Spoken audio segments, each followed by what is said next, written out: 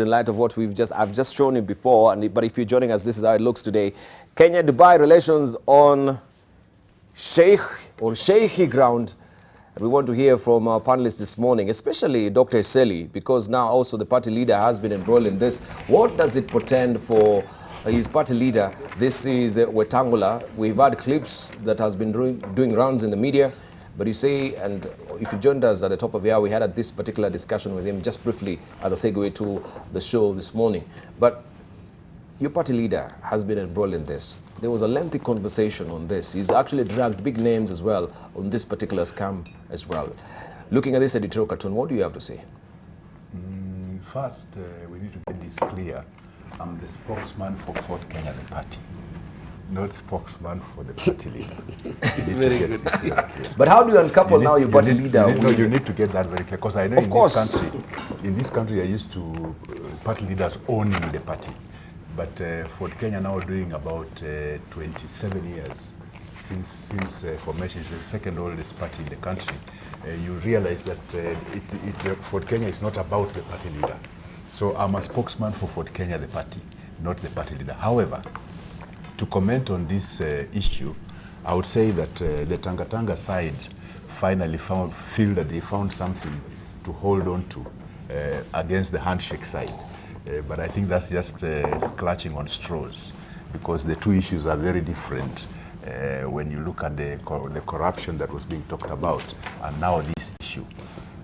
While we do not condone any such activities anywhere in the country or elsewhere, but I would suggest that I would leave it until the party leader himself gives his statement to give his side of the story, because in these days, this age, or this time and age where we live in the days of Cambridge Analytica, anything can be done to manipulate anything that is related to social media. So I would rather leave him to comment and give his side as to what exactly happened. But for those who are taking advantage of it to play politics with it, I think they need to give it time. We'll see what the outcome will be. But I'm amused that the main culprits in this saga is actually pictured, is photographed. I think the pictures were all over the social media also, with all the people, including the DP, sitting with the fellow called Jana or somebody, whom I've never personally met. So I think it's somebody who is a friend of almost all of them. So it's something that we need to digest and see. But I must admit that is not the way we would like Kenya to be. One, we don't have as much gold in the country. So if we happen to be the gateway for the export of DRC gold, then we need to be very above board with such transactions, so the country's reputation is not besmirched. But this really showcases maybe what a country we, as far as national values are concerned. But I think on that one, I'd already said earlier in this program and several times that that Kenya is one large criminal enterprise, and everybody just tries to find their niche.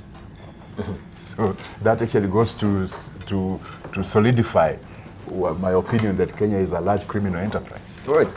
Aaron Cheriot, and we can see now the Deputy President has been going ham and tongs on this as well. Now he's really gotten a fodder to, castigate the opposition as far as this scam is concerned.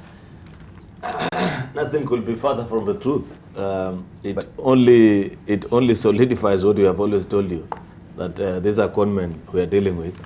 In this town, Tibal, I don't know how long you've been around, but there's something they call Mtupe ni Msanye. Mtupe ni Msanye? Yes. If you ask the young people who know this city well, they'll tell you that there are thugs who operate, say, if they are to operate on a street like this one of yours, and they sometimes do, what they do, if you're driving, yes, one of them will come and knock on your right side window and distract you. While you're concentrating on them, the other one will be uprooting your side mirror on the left side. That is exactly what some of these people have been doing, and that's what we've tried to tell you, but some of you people don't listen enough. That many of these scammers are known. but they keep on shouting at the topmost of their voices how others are thieves. But the truth of the matter is that to them, this one corruption, these whole theories about who is a thief, who is not a thief, is just good political fodder for them to be able to give them cover to advance their fake currency and fake gold business, which they seem to understand better than anything else. Having said that, though, it is very surprising, and you know, Sally, sometimes you should not, at least if you underestimate the intelligence of Kenyans, don't do so on the rest of your colleagues here on your panel. Somebody like you, who is always very forthright in his thinking and very sure about the positions of his party and what they need to do. For you to come on the show this morning and tell us that your party leader can be embroiled in such a scandal of this magnitude. Remember last week, Dibala tried to get you to speak about this particular issue, but we were stopped for time, so we ended up not speaking about it. For Eseli to come here today and tell us that, oh, you know, there's a difference between Ford Kenya and the party leader, this is an issue facing the party leader, with no allusion at all to tell us even, at least the simple and most decent thing that Eseli should have done is to tell us, I've had discussions with our party leader. He says this thing is a creation of maybe a propagandist. He absolutely has nothing to do with it, or it's a business deal gone sour. But for him to feign complete aloofness on the matter and try and pretend that it has completely nothing to do with Ford Kenya. I mean, if you're a spokesman of Ford Kenya, Eseli, don't your party members want to know if what is happening to their party leader is true or not? And as their Secretary General, you owe it to them to explain and say what you're reading on the media is not true. Our party leader is not involved in this kind of shady deals, and in the fullness of time, he shall be coming out to give a conclusive response to this particular matter. But for you to try and scatter under, you know, very verbose argument of saying, oh, you know, there's a difference between the party and the leader. For sure, it is the leaders that make the party. It is the confidence that comes from having a strong person of good character that will endear and push your party to achieve its political objectives. Therefore, what I expect you to tell us is, Senator Wetangula, my colleague, and I have done this because he's also my friend, is involved with this particular issue to this particular extent. Either he made the phone call or he didn't make. Is he aware of this issue or he isn't aware? You are his close political confidant. So the least you could do for the country at this particular time where we are facing this kind of challenges is to speak the truth and tell us what you know so far, but not to hide under that veil. Having said that, Dibal, there's something that really worries me as well. The erosion of our national values and how it continues. You know, the biggest problem, Dibal, is that we have a country where everyone can get away with anything, and we make noise about certain vices only to us, is in as far as it doesn't hinder our political persuasions or those of whom we hold dear to us.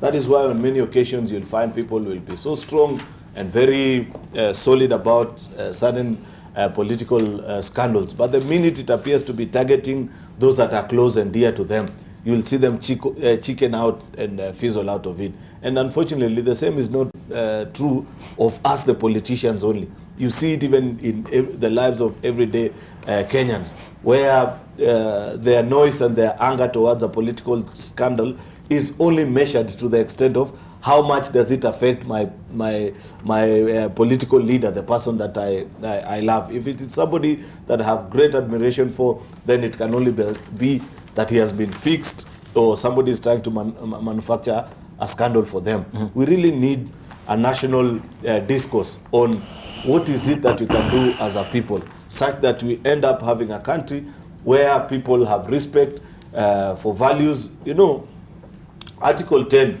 of this constitution, Dibal, speaks about national values, you know, and the things that we are supposed to espouse as a people. There is very clear indication that in every sector of society, and sometimes it's only the leaders who get the flack, especially the political leaders, but when you take your walk across private sector, even private citizens, as they go about their business in this country, they do everything but follow the values of Article 10 of our Constitution. Therefore, until such a time, many of the problems that Kenya continue to face has got absolutely nothing to do with our politics, nothing to do with our Constitution, but everything to do with our value systems as a people. So long as we are not ready to discuss and say, okay, we admit that as a people we have gone wrong in this regard, how do we rectify moving forward? We shall not be able to make good progress as a nation. Right, thank you. Let's hear from Dr. Otieno Amolo. Yeah, thank you, Dibal. And also you have there the chairman of ODM coming out to the fore to defend also the Right Honorable Raila Odinga on this, even before the investigation is done. Thank you, Dibal. I would understand the excitement of Aaron, and I'll come back to it presently. Dr. Eseli is not in a good place today because his party leader is alleged, and we must always emphasize that word alleged to have been in a conversation. I would not state like Aaron Cheruiyot that he has done. No, but alleged. Aaron, hold on. He didn't say. But his deputy party leader has also defected and is a bride without a groom because he's defected to a party where no one has received him. We'll come. We'll come see back. that. I'm just party saying. leader. No. I'm just saying. If you want Eseli to be speaking for his leader and his deputy party leader, you can understand the difficulty. In fact, we expected Wamatangi. Now, let me come back to the question. And I'm going to talk about this, conscious of the caution by the DPP, that the less we talk about it, the better for the investigation. And conscious of the fact from the headline of the Star that the DCI have even flown to Dubai to investigate this matter. So there are 4 matters that intrigue me without going into the details and without casting direct aspersion. The first one is the question of the complaint or complainant. Then the timing, the excitement, and the real target of all this excitement. In terms of the complaint, what intrigues me is that there appears to be a matter being dealt with and prosecuted more by my colleagues in this country than the people who are alleged to be the complainants. In none of this report have I seen that anybody has lodged any formal complaint with the police. I've seen references that there was a gentleman who was here for almost, was it 2 or 3 months? Or is it a month? But there's no allegation that any complaint has been lodged with the police. I am intrigued that we are talking about the leader of UAE, and to date, the embassy has refused to comment about it. I'd have thought that that is the first thing. That would be the more formal channel to complain to the authorities in this country. I've seen reports that the alleged complaint through the media is that the gold that belongs to the leader of UAE was held in the country, which means that it is alleged that the gold was already theirs. So I'm intrigued, but I'm sure the DCI and the others will help us about that. Second is the timing. Suddenly, and I think from last week, this matter burst out in all the media houses at the same time. I think the only media house that owned up to have known about it earlier was The Nation. And there were references that Mr. Zandi had complained, I think, to The Nation sometime around February. But The Nation did not find the story juicy enough or did not find the need to air it at the time. But then suddenly, that matter is in all the media houses at the same time without any allegation that there's anything new beyond what happened pre-February. And it intrigued me because I asked myself, who has the muscle to bring something that is historical suddenly into the limelight all through? Thirdly is the excitement. When you see the excitement of Aaron here, when you saw the excitement of the DP, and now referring to everyone, talking about our collective journey to Canaan and bringing it to the question of fake gold, when you've seen the utterances of my colleagues, Oscar Sudi, Murkomen, Cherugoi, and about 10 others, even over the weekend, then you see that this is not just the story of gold. This is the story of the future of this country, I think. Now, let me come to the target, and you asked me the direct question that we saw Mbadi, defending Raila and all that. In the clip, Mbadi did not defend Raila. Mbadi said the target is Matiang'i, okay? And now, let's now come to that. In my view, and we need to examine who is the target of all this excitement. When the DPP and DCI say, let's not comment about this, and the very next day, the deputy president goes and comments full blast and even associates those two wishes. In my view, and I agree with the Sally on this story of gold brings three names that the DP and his team have held the greatest grievance with in terms of the handshake. That is the president, that is the former prime minister, and Dr. Fred Matiang'i. And suddenly, because real or imagined, fake or unfake in terms of that conversation, those are the people they hold the greatest grievances with. So when Aaron Cheruiyot says, these are conmen, these are scammers, who is he referring to? When the deputy president says, we have had them, they are conmen, who is he referring to? It means he's referring first to the president, because he's the president of the republic. And in that alleged conversation, the president is named. And therefore, I don't even agree with with my friend Honorable Mbadi, who is also my leader in parliament, that the target is Dr. Matiang'i. I think the target is the president. You cannot allege that you believe that alleged conversation caught on tape, which mentions Raila, it mentions Uhuru, it mentions Matiang'i, and then purport that in your interpretation, you exclude the president. I think the bottom line is, this is the single occasion when the Tanga team believe they now have the occasion to put the president in his place. And if there's any impeachment, it's not about Dr. Matiang'i. It is about the president. Lastly, I saw comments by Murkomen and others about the fact that Raila is in the DRC and all. I think it's laughable, and it's annoyingly laughable. First of all, I want to give my friend Aaron Cheruiyot free legal advice. Whether he takes it or not, I don't know. And then he can also transmit it to the others. That sometimes, in the spur of the moment, you can utter words which you think are okay, and which you even think you can be protected. But when then later you are held to account, when you are sued, you will have to handle it individually. And therefore, you want to be careful what you say. Raila has been in DRC before. Three things to be said. First of all, Raila was in DRC even during the inauguration of the president. And therefore, the idea that Raila is in DRC cannot be linked to this nonsense. Secondly, by all accounts, all these things arose way before even the election of the president in DRC. So they are historical issues.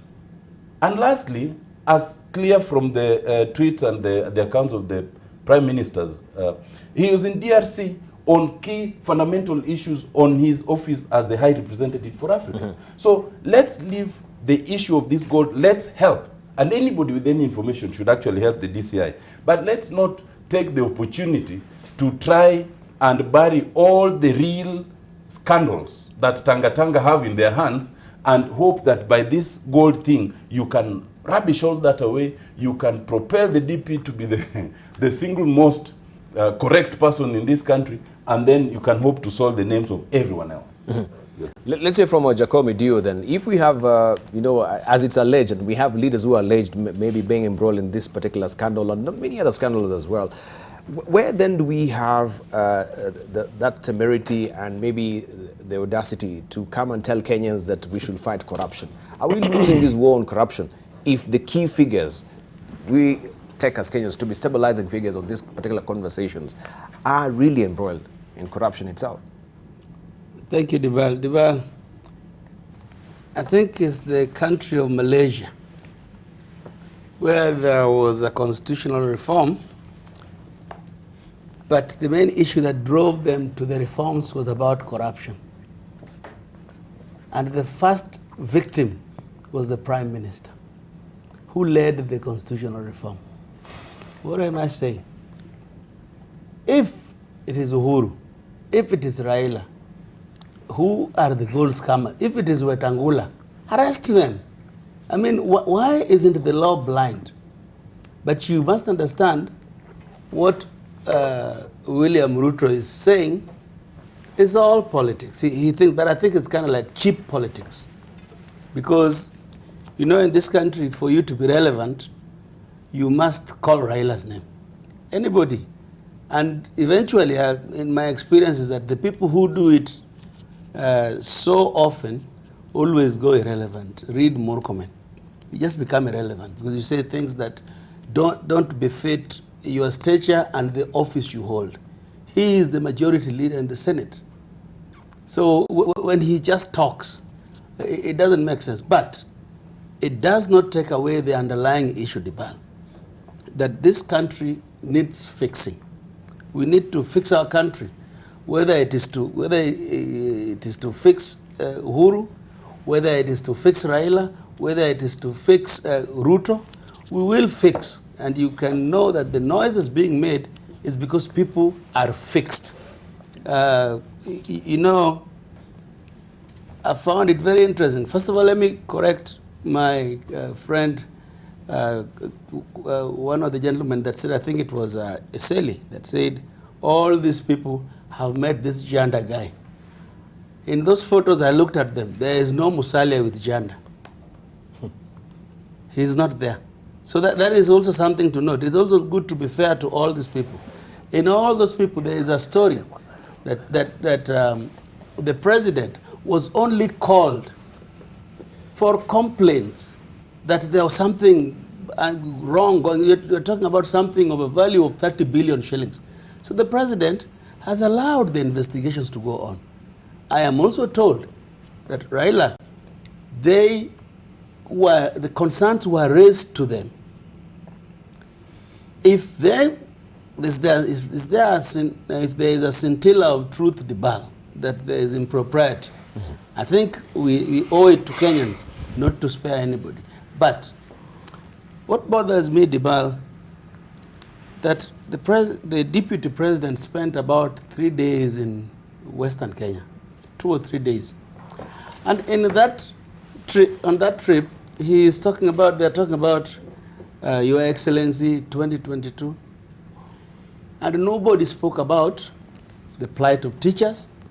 Nobody spoke about the high food prices. Nobody spoke about the economy. William Ruto, if he wants to be the president of this country, must account for the ills of Jubilee, a government which has been in power for 7 years without anything positive to say about it. They took, just through corruption, they took everything that Kibaki left and they decided to destroy it. And I know his wishes is to take Kenya back to where it was in 2002 when Kibaki took over. I want to say that Kenyans are not stupid. Kenyans see through what is going on. What is going on, the noises you have seen about this gold, why isn't there noise about the arrest of 100 KRA employees? The gold is a good distraction away from the war against corruption. And that is the intended goal. I want to encourage the DCI, whom they said was a briefcase carrier for the president, to ignore them. Keep the work and the path you have been walking. Because you saw the people who have been abusing the DCI, Weluke, who today is in the paper as having scammed the country. I know that case in this Erad company, 3.8 billion shillings, that was the scam. So it is a case where thieves are calling innocent people thieves. And what we must do is to stop them from distracting us from the war against corruption. And we must stand in their way. Mm-hmm. Yeah. Kimani Watangi. Yes, Debal, let me say good morning to our viewers.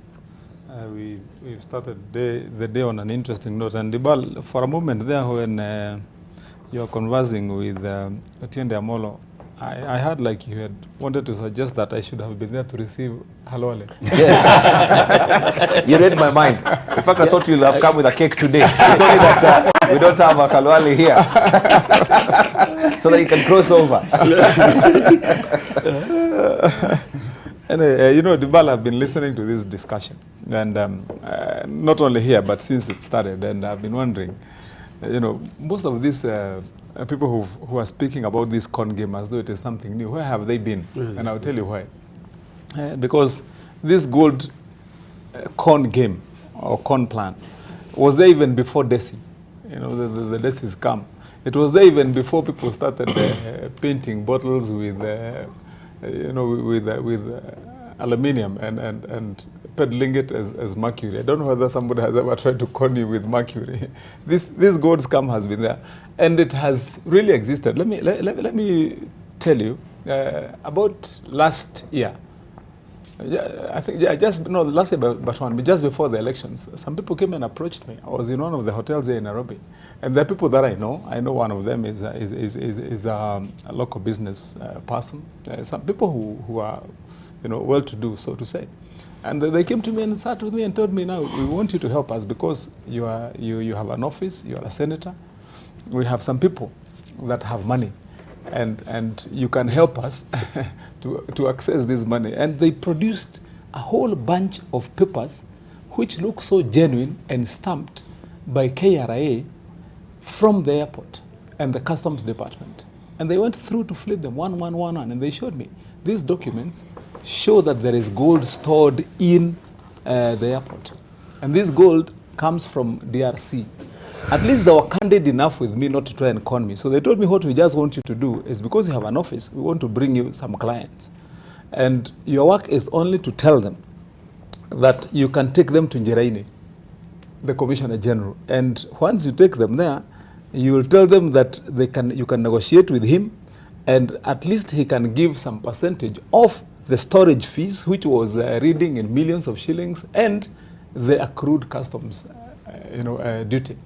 So, I listened to the fellows, and they're in the company of, some ladies, and I'm saying, they're people who are well-to-do. After I listened to them, I told them, my friend, what you have to do, you go look for another candidate, because this is not the kind of work that I do. I'm here to do different work. And so they went. If today I caught them back again, Dibal, I would strangle them, because after that passed, they managed to go around and con my own relative. Who I hope he's watching this morning, because they really fleeced him. They forced him. He sold some shares he had after retirement, paid them. He borrowed money from people, and because they're making him believe that there is gold that is stored somewhere, and upon release, it will be a windfall, profit. And so he lost big money and has struggled. So I'm saying, if I caught them, I would be the first to strangle them this morning. And no wonder, I was looking at the Standard, and Kamlesh Patni is depicted there as celebrating as having left a legacy in this country. In today's Standard? Yeah, in today's Standard, okay. Because and we seem to have inherited it. Remember when Joseph Kabila was here, and he went all over this country with stories about his gold. and what I've been asking myself, why is it only that this gold from Congo is the only gold that is scammed, and not from any other place? like from Migori. Not from Migori, not from South Africa, but only from Congo. But now to the issue, Dibal, one of my concerns is this. Remember, there was a time when some two nationals from the UAE, who are from the royal family, came to Kenya. They had a stint, I think, at the airport with some officials there in Kenya Airways. Then the resultant after that was when they flew back, all Kenyans in Dubai started to be harassed. Actually, most of them were ordered to leave. And the restrictions were imposed on Kenyans who are going to travel to Dubai, and especially business people. And the Emirates then started demanding that if you want to get a visa to go to Dubai, you must be a degree holder. And remember the strife that was around this country, because most of the business people who go to Dubai are not necessarily degree holders. And that is the time when River Road got very busy with people faking degrees to go and apply for visas to go to the UAE. Now, what I'm saying is that, if this kind of thing happens, and let us say that believably, because there's been this claim that this Zandi is connected to the royal family, and we don't know. supposing, then they decide to take some action. And I saw a post the other day, I think from BBC, and I don't know whether it was a genuine one, and they were saying that there has been some discussions alongside taking measures that are punitive towards Kenyans who are in Dubai. So you'll be asking yourself, what is the exposure? You know, Dubai, let's also say to Kenyans, actually, if you travel abroad, one of the things that happens all the time is if you flag down a taxi, and I'll tell you that from personal experience. I was in Dubai, in other places like Hong Kong, London. If you flag down a taxi and you are a black man and you go to show your face, you want to tell them where you want to go, the first thing they ask you is, Nigerian? You know, because, and I say that, you know, dispassionately, no ill meant to the Nigerian citizens, but they ask you that, and if you say yes, they will not carry you, they will not take you. But they first want to know if you belong to that community, because they believe that if you're just going to mess them. All I'm saying is, if we allow this then to be the perception around Kenyans in the diaspora, in Dubai, in other places, that we are conmen. Thank you. That you know, we hit people for what we don't have. Thank you. I think it goes down a long way. Let me finalize by saying, Debal, we need to take a short break. why hasn't Zandi come to record a statement here? And that has been my question. And two, because we saw some boxes which were sealed, why can't they be opened? We see indeed what is in those boxes, whether it is real gold, whether it is fake gold, you know, and then this can put to rest all this story. I believe that the more we deal with this like a simple con and scam that is dealt and peddled by street people, not necessarily, but it does not necessarily have to take the connection of top government for this to happen. I mean, it's a street con game. Right. That's how it should be dealt with. Thank you. We need to take a short break right now. No, we need to take a short break right now. When we circle back, of course, we shall begin with you, Eseli, as well. And this is what the cartoon we've shown you that Wamatangi was talking about. What can I say? My legacy lives on. Since we've never even resolved that golden bag scam still, maybe this is a legacy that, yes, we're learning from as well. From Patni, he went also down to, was it Zambia or Zimbabwe? Zimbabwe. Yeah, Zimbabwe as well, with his schemes as well. So we take a short break right now. When we circle back, we continue with the politics of gold, and what does it portend also for the political career of this is Senator Wetangula as well. We shall hear from our panelists on the other side of a break.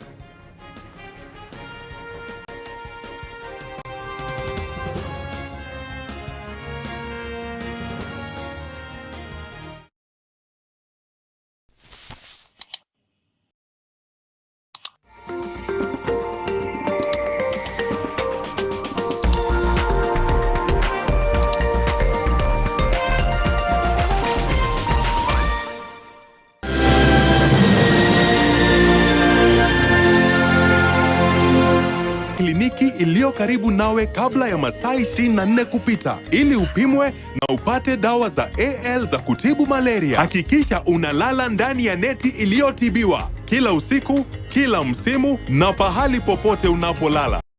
My name is Patrick Muchoki. I'm a director and co-founder Mahiga Homes. My name is Anthony Wesonga, administrator at Central Memorial Hospital.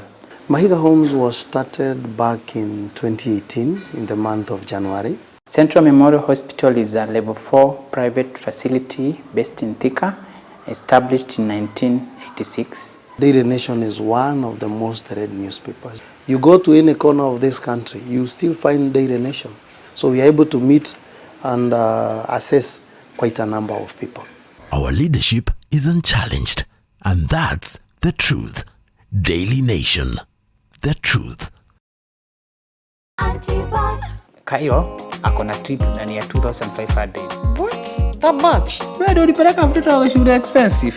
Mayweather, we are not going to survive like this. Like what? I keep telling you, Mayweather, we should move to a smaller house. We cannot afford this lifestyle. We are okay. Mabi uko na trip. I have a trip. Well, just put it on the table and your mom will take care of it when she gets home, okay? Ama wacha tu tutabia maigi. Fine, I'll do it. Do you know who I am? Huh? I have supplied MYS with air for which I was paid millions. Sile brothers alituambia ati umewekwa na bibi. Antipas. Nilijivunia kwamba kumbe naweza fanya. Kumbe naweza kuwa the winner. For 18 years we've been part of your story. Through good times and hard times. Never giving up and never giving in. Tuko nawe kila wakati.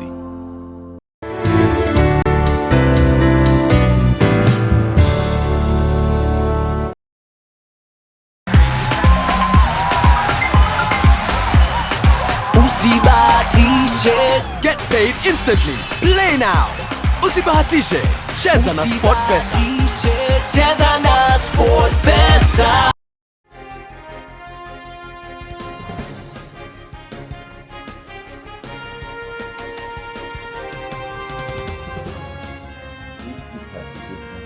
Right, welcome back. You're watching People and Politics here on AM Live, and we continue with the conversation, politics of course, the fake gold as well. And we are looking also, what does it portend for political career of Wetangula as well, as far as this scam is concerned? This is still a matter of under investigation, so we cannot be the judge, the jury, and the hangman on this. But we want to hear from our panelists as well on this particular deal itself. Before we took a short break, you wanted to say something. I wanted to have a right of reply to what Senator Aaron took so long. For half his time, he purported to be educating me how to be a spokesman of my party. But no, he has never been a spokesman, so he doesn't know the responsibilities that come with it. However, I wanted to point out that one, the venue, we are seeing you. The venue, we are watching the venue that was chosen by the DP to call other leaders conmen was very unfortunate, because it happened to be in Bungoma, and it was supposed to be a fundraising for women groups, which is very sad for our deputy president, who is actually collecting the taxes from Kenyans, including those mamas that he was holding a rambe for. He's collecting taxes from them, but he has not done anything to reduce their poverty. So now he goes there to hold a fundraising for them. You see the contradiction of it. I don't know which school of economics he has gone to, because that like he goes to a secondary school and holds a harambe for a secondary school, and is the deputy president, meaning that his government has failed to build infrastructure in schools. So that already the choice of venue is questionable, and calling people conmen. I think the biggest conman there would be the one who is collecting the people's taxes and not using them to reduce their poverty, but carries that same money to go and do harambes for them. That said and done, from my understanding, the senator was called by the royal family because of past engagement as a minister for foreign affairs. So starting from there, I would rather leave it there, let the investigators find out exactly what transpired. Because going on and on about it, dropping names, saying so-and-so did this, so-and-so did this, yet the same person, Jade, has not been called even to record a statement. I think we might be overstepping, and I think the DPP was right, that let's give the investigators time to come out with what exactly happened. Okay. Let's hear from Aaron Cheriot on this. Maybe you want to respond as well before we continue with yes, of course. Wetangula's career. Of course, I'd wish to. And to start from where Eseli has left, first of all, is it an admission now on his part that audio that has been making rounds, was played on various media houses, and is what has generated the headlines? I don't think I talked about the audio. Is he now confirming? I did not talk about the because audio. He has just, Eseli has just told us that Wetangula's involvement in all this gold saga is because due to his past connections, he has connections with the royal family, and therefore he was trying to help his old friends. I didn't say and in the recordings, that is exactly what Wetangula says. So I don't know. Anyway, I wouldn't wish to dwell on it. But now that you have refused to listen to advice because you think maybe it is not credible, you can carry on with your part. But then I'd wish to remind you that is it not a fact, Eseli, that first of all, this the mastermind behind this thing, this Mr. Zahir Janda, is a member of your party? No. And he ran. He's not a member of Ford Kenya. Has he never run on Ford Kenya before? No, never. Please check your records. No. You need to confirm. He's not a member of my party. Let's leave it at that, because you need to familiarize yourself. Unless you have used the same Cambridge Analytica methodologies to go to the register of political parties and insert his name in my party. Eseli. Because from my records, he's not. Eseli. You know, don't be a heckler. I allowed you to speak please allow me to make my point as well. That has always been our practice on this show. I know today is a particularly hot day for you, but just bear with the heat. This storm will pass. We are used to this kind of scenarios. Anyway, coming to that, Debal, I hope you have seen Otiende's subterfuge tendencies to always try and first of all distort what I have said, because I at no particular time in the course of my presentation this morning alluded to the fact that either Senator Wetangula is guilty or not guilty in any other way. In fact, if there is anyone now who has confirmed his involvement, is none other than his Secretary General. The reason why we continue to say that this thing should not be treated casually, Debal, is that you know that it was okay to a certain extent, so long as this debate about who hasn't kept his word, who is not doing the right thing, was between us as Kenyans, because as a people, we have always known how to live with each other. But the minute we begin to export our tendencies internationally and begin to involve even very high royal families, then you must remember that you're endangering the lives even of Kenyans who work in some of these countries, because it's about the image of us as a country. You can imagine what people say in UAE think of us now. If you can be conned by leaders of a particular country, what can the citizens do to you? And therefore, this matter shouldn't just be treated casually. And it is not for the DPP to tell us that do not engage and make this kind of discussions. I have seen what is wrong. You know, I don't seem to understand how DPP operates.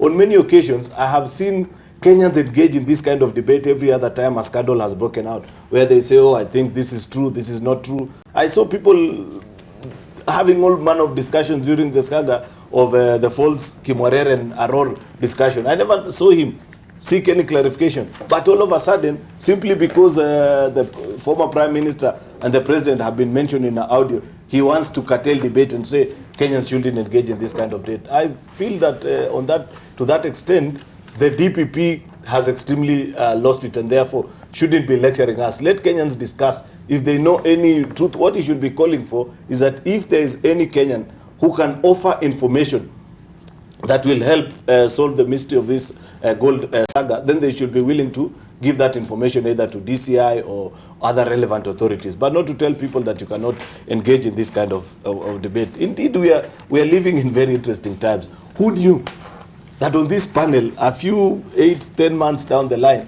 Otiende Amolo will be the biggest defender of government, and President Uhuru Kenyatta, more than myself, a Jubilee senator, telling me to, one, respect the president, that you are impeding improper motive. No, this is the spirit of handshake. This is the spirit of handshake. Yeah. Which, a wise man changes his mind. Which I find to be not only intriguing. You know, I've never changed my position on these things. I still hold that my party leader, the President of Kenya, is a honorable person who Kenyans did well by electing into office. There may be challenges, there may be things that I do not agree with him, but I still respect that particular agreement. Thank you. But this flip-flopping nature of Otiende and the Mbadis of this world, where today John Mbadi wants to tell me on how I can interact with CS Matiang'i. CS Matiang'i is an employee of this government. He works in the executive, I work in the legislature. Thank you. We are members of the same team. There are things that I agree with him, and on those ones he does. There are things that we do not agree. And whenever we have had a disagreement with him, let me speak for myself, I pick my phone and call him and say, I do not agree with you on this particular issue or the other. So for ODM to try and lecture us on how we should conduct the affairs of government, I mean, he's not only misplaced, but wrong in their priorities. Right, but if he has also the audacity to call a press conference and say that there is a scheme from some of the legislators from Jubilee to actually, collect signatures to impeach CS Matiang'i. On what intel is he really acting? Who said that? Yeah, this is actually on the front page of the Standard as well. John Mbadi. John Mbadi himself. Which is exactly what I'm saying. Has Mbadi run short of things to do in ODM that he now wants to purport on how to help us run our party as Jubilee? Is there such a scheme, and where does he get all this information? Ask Otiende. All right, Otiende, this is... Come back to that cartoon on Standard. That cartoon on Standard. Yeah, okay. Something interesting about it. All right, let me try and get the cartoon. Just continue as I try and pick it up. As we are going back to the cartoon on Standard, Aaron, let's see your watch. I see some semblance between your watch and the things I'm seeing depicted. Where's the cartoon?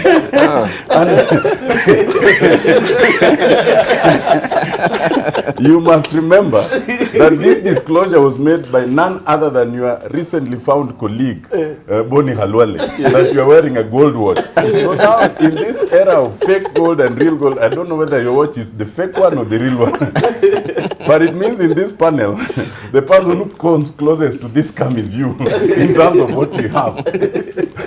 Let me come back to what I wanted to say. Now, I think, and let's be very clear about this, and I've said that, for example, that audio, I mean, I have a lot of questions around this issue, some of which I've presented, and two of which still stand out. One is that, as we are talking about a scam, in all the reports, and as I'm yet to see, and I think Jakoya alluded to this, and even Wamatangi, that there appears not to have been a formal police report. But the reports from the media say that the complaint is that the gold of the royal family, their gold, was either stolen or is missing in Kenya.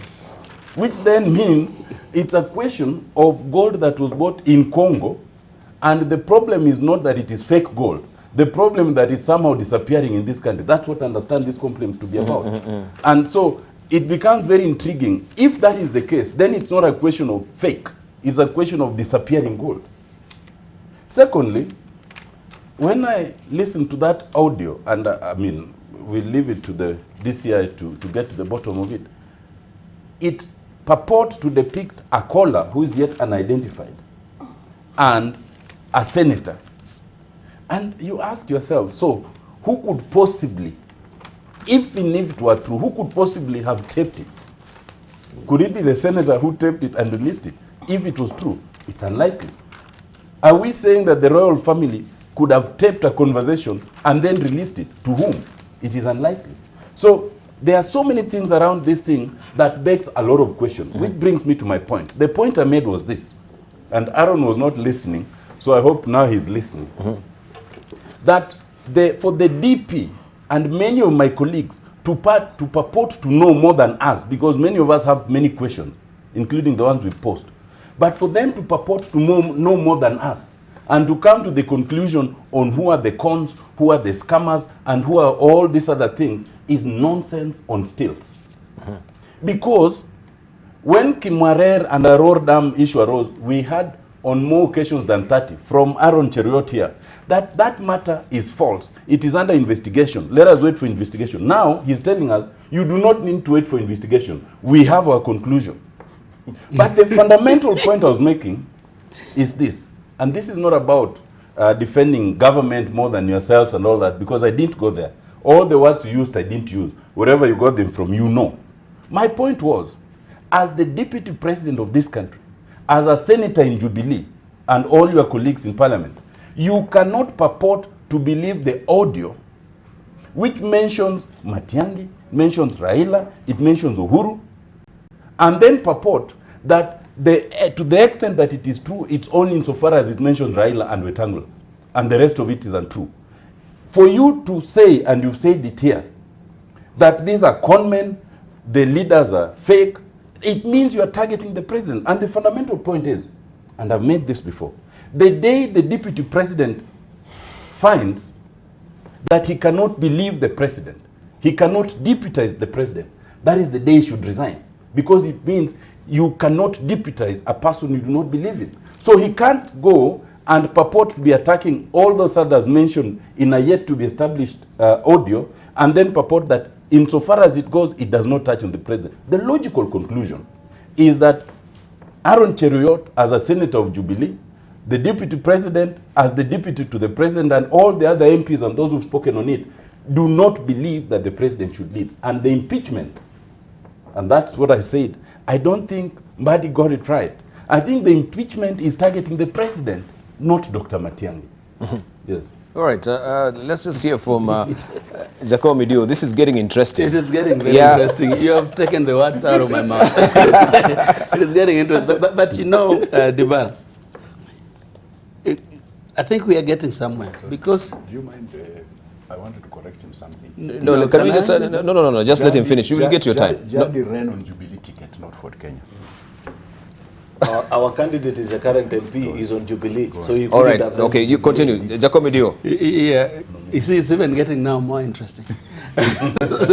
Let me say this, Debal. Something interesting has happened today. The DCI saying he has seen some things, some audios going out in the media, some tweets, whatever. Now, the spokesperson of Ford Kenya has said on this show that the senator, Mr. Wetangula, was called by the royal family because they know each other from the past. It therefore justifies, it says, it was a call, and that is a call recording. It actually now authenticates the conversation because he seems to know there was a call. No, just let me let him finish. You'll get your time. You will get your time because I think it is good to be fair to Kenyans.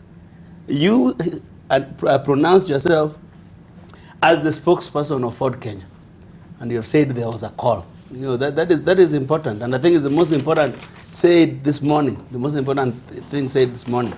Now, having said that, the DCI cannot tell us not to talk. I think the DCI needs to talk more because Kenyans need to know. The original story out there was that gold was intercepted at JKIA. How did gold find its way to Kileleshwa?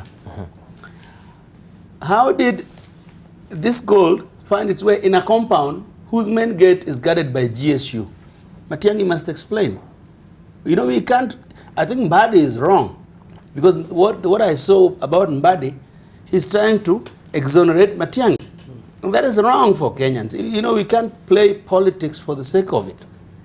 Somebody must tell Kenyans 30 billion shillings found its way being guarded from, in Kileleshwa by GSU officers. How?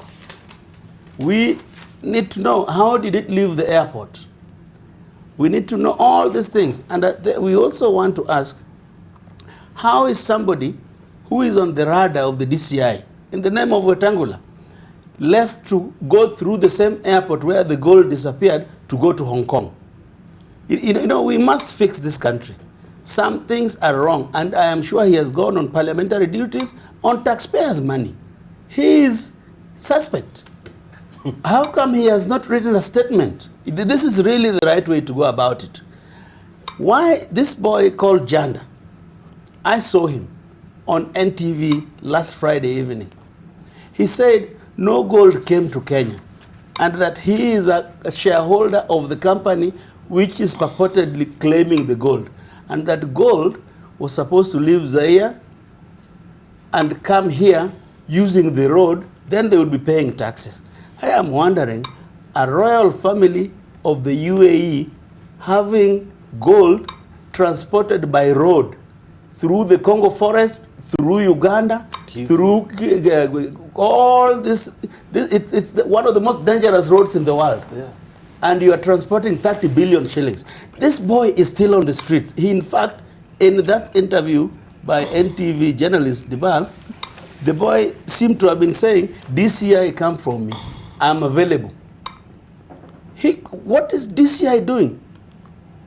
And he's telling politicians, don't talk about it. No wonder the politicians are saying, they're using it politically. While they're doing it like a joke. You know, somebody who is a wanted criminal like Weluke is going out there and saying that the DCI should act. Aaron comes here and says the DCI was only concerned about Aurora. So the same DCI who is so bad for them should now be good for them to make arrests. And it is criminals who are there.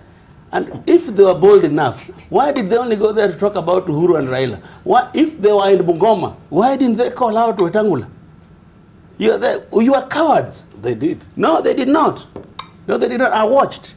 I watched. You see, the thing is, Debal, something is seriously wrong. Here we have a boy in the name of Jared Otieno, who finished Form 4 in the year 2005, by your own investigations, has a palatial home in Karen, where he only entertains on a weekend, and lives in Lavington the rest of the days with his family. A boy who finished Form 4 in the year 2005. I mean, what are we supposed to admire about this? I mean, in another world, these are people to take and hang in Uhuru Park. And nobody should be an exception. Aaron, no politics. Whoever is involved, let us support the DCI, let us support the DPP in this war against corruption. There can never be a bigger corruption than that. And Wamatangi has said, it is not a new scam. It has been happening. It's only that now things are opening up. And I know you guys are making noise because you are cornered. You are cornered. You go, these are all this, you are doing it like jokes. Those are not jokes. Because look at what is happening. Today, just last week, cost of fuel went up. Kenyans have nowhere to run. In fact, I've just been watching a video of a press conference yesterday somewhere. Kenyans have even started wearing this white shirt saying, if politicians can't act, let them ship out. And I can tell you, we are playing with fire. There shall come a time when it shall not be nonsense. If you want to be president, tell us, how am I going to lower your taxes? How do I support DPP and DCI? If these ones are not working, let us do a proper description of a better one who can work for us. But corruption is a cancer in this country. Wamatangi, finally, let's hear from you. We'll move on also to other matters. Yes, Debal, actually, I wanted to say, you see, every story must have an ending. And I think the ending to this, and because I'm speaking last, we should just conclude and tell Kenyans that all that glitters is not gold. And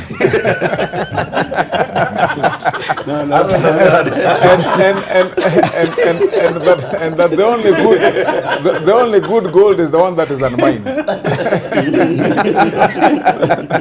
That's because you see, also Kenyans had a coinage for that. We remember with the Ngiritas, with the NYS. Yes, they said all the Ngiritas also. Because I mean, this story has become so long, and it is not about the common person. You've heard all the names mentioned. It's about the royal family, the Zandis and Jandals here, and Karen and Palatial homes. It is about 400 million. It is even the names being mentioned in the local scene are about the bosses, what have you, and senators and ministers, and I mean, it has nothing to do with the common man. We're lost. I feel lost in this particular story. Where are we? I mean, what is it? That's what I'm saying, is it a genuine, transaction from DR Congo, UAE, and passing through Kenya?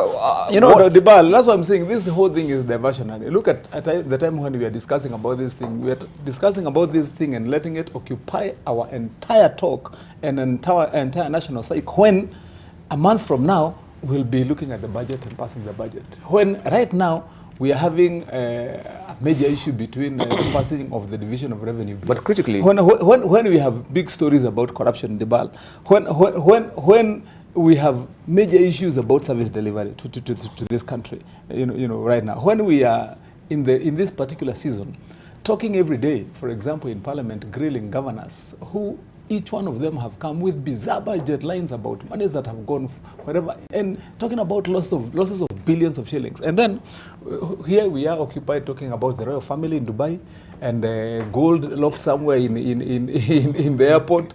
And if you look at the story here, Debal, like I said earlier, this has nothing to do with us. I mean, us common people. These fellows mentioned here, like this fellow called Jared, it's even in the record here. 2 years ago, he was apprehended for another scam of fake gold worth 300 million. Just the other day, remember, we had this break-in by DCI officers, I think, in one of the vaults in Barclays Bank, and it was fake gold that was in there. Remember the arrest of those foreigners in Langata the other time about fake gold. And all these fellows are fellows who are partying in big places and doing big things. Can we rest this thing and say, as I've said, now we know, and Kenyans must know that as you have well summarized it, unless you are a Ngirita, all that glitters is not good. And then now we close it, and then we can go into some more fresh and useful discussion for the day. And for that matter, bring up the subject and start with me. Thank because you. I've not contributed. Because you've not contributed. But before we actually rest it, you say that, but the credibility of the leaders that we have, and especially if they enroll in these scams as well, what does it really tell about this particular nation? And I want us just to resonate, and I'd ask that particular question. What does it portend then for Wetangula as a leader? Is he putting now his political career also on a chopping block as well? Just looking back from the archives of the cartoonist, we had this particular cartoon as well. You remember the BET and the Tokyo scandal as well. And he's depicted here saying, make it quick and paperless. I need to go and sue the government over corruption. And you can see he has been dragged along so many scandals as well. You can see the Tokyo scandal, Tripoli there, the BAT scandal as well. Now we have this particular scam, which is still under investigation. We do not know how he's actually involved in this. But I want to hear, maybe he can close. Yeah, maybe Eseli can close in this. Okay. You as a leader, and you say you're not the spokesperson of Wetangula, but he is. How can you uncouple your leader from the party who's been dragged through the mire? I think one thing, it's very convenient to hit at Wetangula because of political reasons, that it appears that if anybody wants to capture Western, they have to get rid of Wetangula. And then those things that are in that cartoon, on the issue of the Tokyo embassy matter, I was in Parliament at that time. Indeed, that one was what I would call malice of the highest order, because even there was a special audit report by the Auditor General, which was supposed to be, by the law, by the Constitution, an audit report should be tabled in Parliament within 7 days after the minister receives it. But at that time, the then Minister of Finance failed to table that special audit report, which clearly showed that the Tokyo whatever story was just a story. But the reason why it was not really tabled is, according to you, is that money was exchanged on this. I'm saying that is on the ground, that money, some 200 million shillings were actually exchanged. The special audit report was not tabled. And that definitely shows that somebody was trying to hit at Wetangula. Then the issue of the tobacco matter, that one, he has even sued the BBC, who failed to even put in a defense, and we are expecting he's expecting some good payment from that. Anyway, that said and done, what I would say in this current situation is, I think it would be wrong at the moment to talk about his political career before we actually get to the bottom of this matter. Because until we get to the bottom of this matter, so that we know who is responsible for what, then that's when you can talk about his political career. Right. Otherwise, for now, I would still insist that let's wait for the full investigation to actually tell us who did what. And I would suggest that it is wrong at the moment for somebody to go to Bungoma and celebrate about it and think that now they have got Wetangula out of their way. They have not.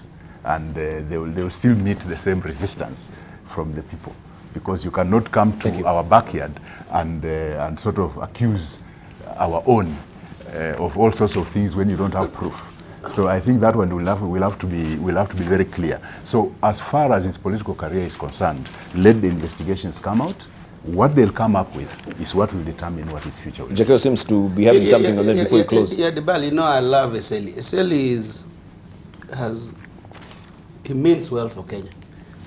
Those things of our own, please, unless you have been a hypocrite, you must encourage Moses Wetangula to go and to tell Kenyans his story. Remember, Moses Wetangula was even in the top team of NASA campaign in the last, just a year ago. He could have been the government. In Austria today, the Prime Minister is stepping down just because he was captured on talking to some Russian woman about government contracting. They are going to hold an election, Austria. We cannot live, we are not living in another world. Wrong is wrong and right is right. And Debal, we are not saints, but we are in a discourse. That's why we wake up every morning to come here to try to guide this country. Which way? It is true